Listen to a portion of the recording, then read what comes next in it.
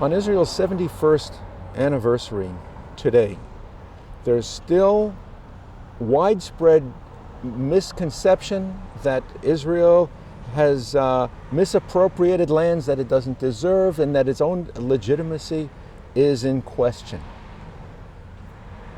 How can we address these issues for the general public and for those who are following a Muslim Palestinian agenda? Well, we Jews have a lot of proofs that we are the indigenous people of the land of Israel, what allegedly is called by others Palestine. First of all, archaeology. And archaeology, as you know, is a scientific branch of science. The land of Palestine, or Eretz Israel, the land of Israel, was dug by many, many archaeologists, Jews and non-Jews alike, non-Jews primarily, since the mid-19th century. And thousands of findings of Jewish origin from the first temple, like 1,000 years before CE, and the second temple, 500, all the way to 70 CE, the destruction of the second temple. Even in Rome, the Tito Gate, shows how the Roman soldiers are carrying vessels from the temple, which they robbed, the menorah, the lantern, and other things. There are also literature of other nations. The Greek from the 5th century before current era talk about Jews in Jerusalem, how Shabbat looks in Jerusalem, all these things. The Roman legion, the 10th legion, was stationed. Roman legion, the 10th legion, was stationed in the land of Israel, in the area of Jerusalem, for almost 200 years. Not to hunt birds, and not for any other reason, but to, first of all, to be in Judea and then to destroy it. So there is plethora of evidence that we Jews are the indigenous people of the land of Israel. Of course, Arabs came since the 7th century, but they invaded the Middle East and they settled there. I'm not saying that there is no Arab history or Islamic history of the land of Israel, but when you trace the origins of this area, definitely it is much more Jewish than any other culture or civilization which settled in that land. However, in order to negate the Jewish rights to Eretz Israel, to the land of Israel, today the Arabs who live there, who call themselves Palestinians, claim that they are the descendants of the Canaanites. The Canaanites, as we say in English. Right. As if they have any connection with them. From the linguistic point of view, no connection. Religious point of view, absolutely no connection. Cultural point of view, nothing. They just invented it, just like the Iraqis of today claim that they are the descendants of the Babylonians, and the Syrians claim that they are the descendants of the Assyrians. Not to mention the Lebanese, who claim that they are descendants of the Phoenicians who were there. All these ancient nations vanished. We had left no speaking human being who claims that he is a Babylonian, indigenous Babylonian, and so forth. But the Arabs, who appropriate everything according to their culture, whenever they go somewhere, they say, well, we are here for thousands of years. This is what the custom in the Middle East. They claim the same thing about Eretz Israel. Although their names, many of their names of the Arabs in the land of Israel, actually testify that they came from other countries, like Al-Masri, a very big family in many places in Eretz Israel. Al-Masri means the Egyptian. Masarwa, Egyptians in plural. Horani is from the Horan in Syria. Sorani is from Tzor, from Tyre, the city of Tyre, Tyre in Syria. In Lebanon. In Lebanon today. Yeah. Sidawi from Sidon. Tarabulsi from Tripoli in Lebanon. In Libya. No, this time in Lebanon. In Lebanon there is also a Tripoli. So all these names actually testify that they came recently from these countries, mainly to work in the land of in the mandatory Eretz Israel, in the Jewish settlements, Jewish places like in Tel Aviv, in Petah Tikva, and all that, because just like they migrate today to Europe or to America, wherever there's jobs, where there are jobs, they go to live and to work. This is what they do, because before the state was established, there were no borders, and the British couldn't care less if thousands of Arabs are invading the country without any restriction. So this is actually what happened. The whole Palestinian history started in the 60s, and they invented the history, as if they are there for thousands of years. Nobody knows any name of any ruler, Palestinian ruler from the 19th century and before. Nobody knows about a newspaper or any writer Palestinian who was in the 19th century and before. The whole Palestinian history is hollow, nothing. Actually, the PA, the Palestinian Authority, built a museum for the Palestinian history in Ramallah, but this museum is totally empty. Only walls, nothing. So they didn't open it yet until they fill it with some kinds of concoctions, which they will say that originally Palestinian. Okay, so this is, the whole thing is built on nothing, and unfortunately, people who are not uninformed and they know nothing about history, especially in other areas, not in America, they are ignorant. So it's very easy to sell them all kinds of stories about the Palestinian people and the Jews who invaded Palestine and took Palestine from the Palestinians. But the argument goes that just because Jews lived in those ancient times, ancient Israel and Judea, and of course were expelled by the Romans, does that give them the right and title to move back into that land and possess it as their land when there were Arabs who lived there also continuously preceding the Jewish immigration of the late 1800s? Well, there are two answers to this question. First of all, Jews remained loyal to the country. They prayed to Eretz Israel, to the land of Israel, for 19 centuries of exile. They prayed in the hope to go back there. From everywhere where a Jew was, he prayed to the direction of Jerusalem, commemorating Jerusalem, and hoping that one day he will be there, he or his children. This is one thing. Secondly, we kept the language, the Hebrew language. Although it was a religious language, but definitely it was taken out from the Beit Midrash to the street as it is today with the revival of the Jewish people. This is one thing. We remained loyal to the country, and once in a while Jews actually took tours to that part of the world in order to see it and maybe stay there or went back to their homes wherever they lived. This is one thing. We remained loyal to the country. Secondly is the League of Nations actually gave the Jewish people this country in the San Remo Convention of 1920. Already then, the San Remo Convention of the League of Nations allocated the land of Israel, as they called it then Palestine, to the Jewish people, not to any other people in the world. This is 1922? 1920. 1920. 1920. And they actually adopted the Balfour Declaration of 1917 and made it not only a letter from the government of His Majesty to the Zionist movement, now it became an international document in San Remo of the Convention of San Remo.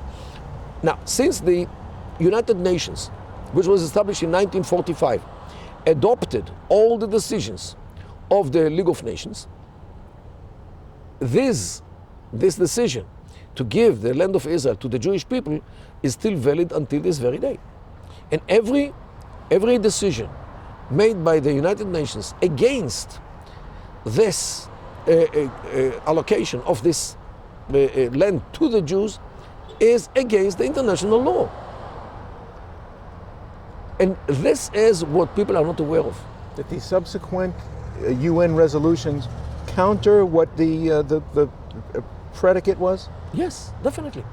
And it was given. It's finished. It's given already. You cannot take it. You cannot take it away. And this is why every decision to give any part of the country to other peoples is illegal, totally illegal. And this is why we in Israel intend to spread the Israeli sovereignty on parts which were liberated from the Jordanian illegal occupation of the West Bank and Gaza, of the West Bank, the so-called West Bank, yeah, as opposed to the East Bank of Jordan.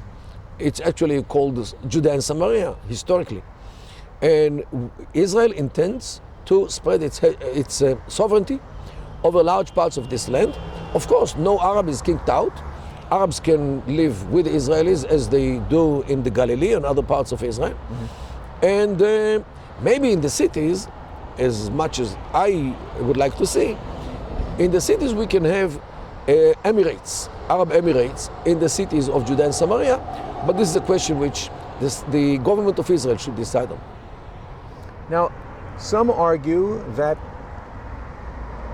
the Arabs or the Muslims wouldn't tolerate an Israel of even 1 square kilometer based on religious grounds, and that everything else that they're coming up with is just a rationalization for this rejection of a Jewish state in the midst of the Muslim world. What do you think about this? Well, I have news for you. Arabs and Muslims will never accept a state of Israel, even if it was on the size of a stamp. Postage stamp. Postal stamp on the seashore of Tel Aviv. Not even that. Because of some reasons. First of all, Judaism, according to Islam, is null and void. Null and void. Din batil, as they say in Arabic, means a cancelled religion. So there is no reason to have a Jewish state. Well, there is no Jewish religion anymore, since Islam came to the world and appropriated everything which was once Jewish and Christian, by the way. So there is no reason to have any Jewish state. Secondly, the Jews are not a nation. Jews are communities which belong to every nation in the world. A Jew in America is an American Jew. A Jew in Britain is a Briton. Okay, could be a Jew, like others. A Jew in Iraq is an Iraqi Arab who happen to be Jewish. So they are not a nation. They are religion which belongs to every nation in the world. They don't agree to the allegation that we Jews are a nation, an ethnic group, because we have one religion. But if the Muslims hold the idea that a Jewish state there is unacceptable By Islam. By Islam in principle, what can we do to overcome that? Well, in Islam there is a mechanism which can give temporary peace to any infidel who is too powerful and too dangerous to mess with. A hudna? Hudna, Hudaybiyah peace, as they call it, just like the peace which the Prophet Muhammad, peace be upon him, gave to the infidels of Mecca in the year of 628 in Hudaybiyah, in the village of Hudaybiyah, when he understood that he cannot defeat them. So it was a peace for 9 years, 9 months, and 9 days, almost 10 years. He violated this peace after 2 years. In 630, raided Mecca and killed everybody there, all the men, and took the women, and burnt all the idols. 2 years after he signed the peace for almost 10 years. And the Islamic world understands from this, since he was infallible, he couldn't make any mistake, that if you, the Muslim, in any place, in any time, have too big of a problem with an infidel, you can give him a temporary peace.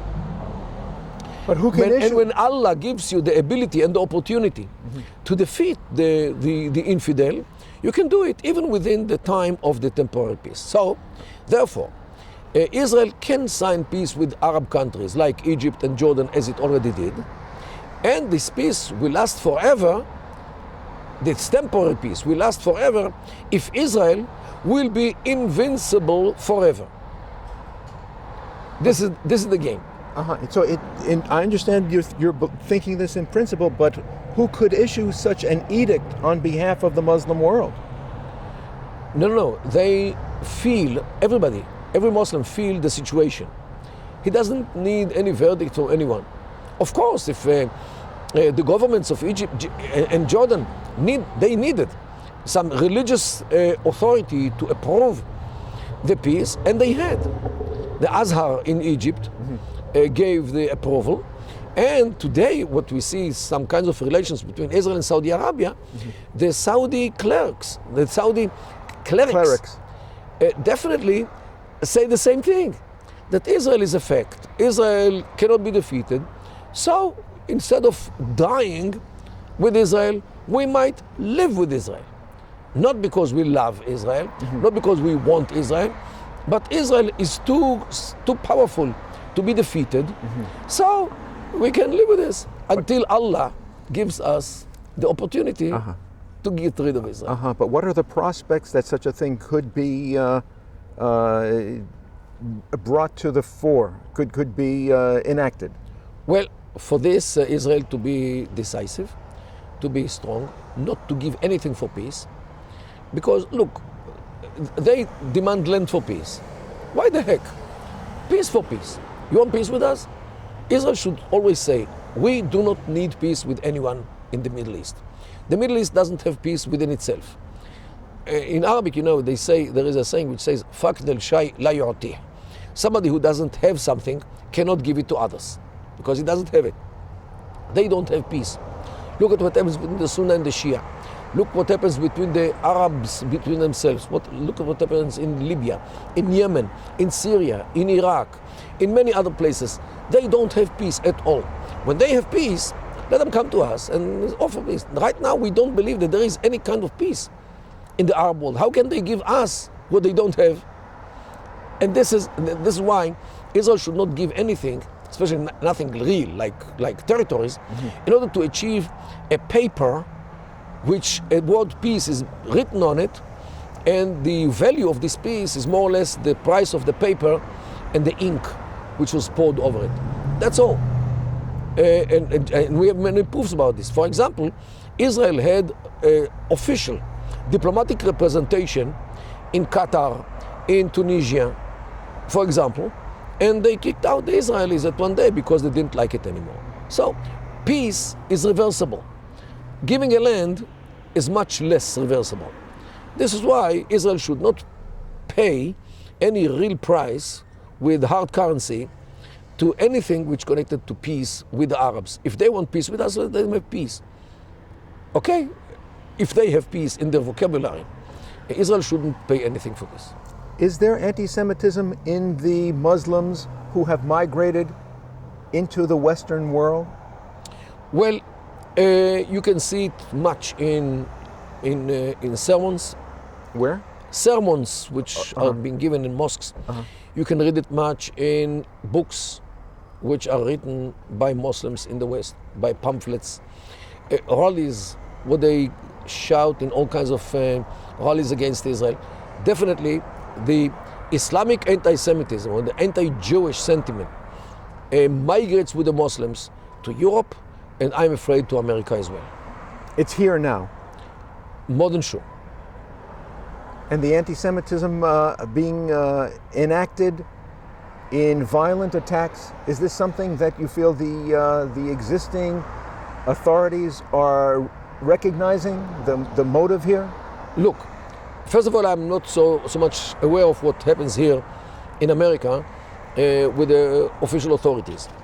But in Europe, you can definitely see how the anti-Jewish sentiment acts against Jews. We had the massacre in the Hyper Kasher in Paris a few years ago. We had the assault on the Jewish school in Toulouse, killing few people. Yeah. And definitely you can see how the anti-Jewish sentiment from the Islamic world migrates with the Muslims to Europe and meets the traditional anti-Jewish sentiment which is embedded in the European culture from Catholic culture, Christian sources, national sources, which are in Europe. And this meeting of anti-Jewish sentiments from the East and from the West definitely pushes many Jews today from France to come to Israel and to leave the land which hosted them for many years because they don't feel any more safe in France. I believe that the next country to send away its Jewish community is Britain, because of both the anti-Jewish sentiment, which you can find very easily from the Labour Party, especially if Corbyn, they win, especially if they win, of course, and from the migrants who come from Islamic countries to Britain, who definitely carry anti-Jewish sentiment, which is originated from the Islamic sources. So, in my view, this will be the next. But many Jews believe, especially liberal Jews, believe that, well, if Israel could just settle with the Palestinians, then the anti-Semitism from the Muslims in the West would cease. Well, this is nothing more than a joke, because anti-Jewish sentiments were way before Israel was established. The whole Shoah, the Holocaust, was before Israel was established. And don't forget that the Arabs actually took part in the Holocaust. How?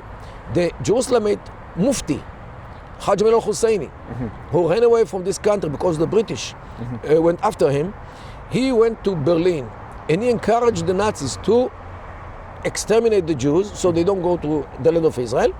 And he actually recruited 30,000 Muslims in Bosnia and in Bulgaria to be Waffen-SS, to serve the Nazis. To fight it as Nazi soldiers. Right, and to guard the train bridges from Hungary to Poland, which were supposed to carry the Jews, the trains, to carry the Jews from Budapest to Auschwitz, to be exterminated. More than 500,000 of Jews, Hungarian Jews, in 1944, were brought safely to be exterminated because of the Mufti, the Hajj al-Husseini, the Palestinian Mufti from Jerusalem. And people unfortunately do not know this. They are not aware of this part of the Palestinian history of taking part in the Holocaust. So the resolution of the Israel-Palestinian conflict would not stop Muslim hatred for Jews in the diaspora? As long as they see Jews, they will continue to hate Jews. Is it in Islam? Yes. However, the mere fact that they live with Jews, like in Europe or here, increases the hatred. And you know what? Maybe also the non-Muslims hate Jews, at least partially, because they see the Jew here in the streets or wherever they see them. How do I know this? In China, there are no Jews. So there is no hatred against Jews. In India, the southern parts of India, there are no Jews, so nobody hates Jews. Okay, in Africa, there is no anti-Semitism. I mean the sub-Sahara countries, because no Jews live there. Here you are. Wherever there are no Jews, no hatred of Jews. Wherever you see Jews, in Europe, in the Arab world, maybe here as well, you see hatred. Maybe this is the solution for all the Jews to come to Eretz Israel, to their own land. Well, it hasn't stopped the Arabs from hating the Jews in Eretz Israel. We can deal with them. How? The problem is that here Jews are vulnerable because they are exposed. And this is the problem. And this is one of the foundations of Zionism. Right. Of Herzl. Zionism in Europe. means to take the Jews out of exile and to bring them to Eretz Israel in order to be a normal nation. Just like every nation who lives on its soil, like the French live in France, and the British live in Britain, and the Hollanders are living in Holland, so forth. The Jews should be a normal nation like every other nation in the world. Go back to their land and establish their land, defend it if needed, and live like a nation, like every other nation in the world. Why living within other nations?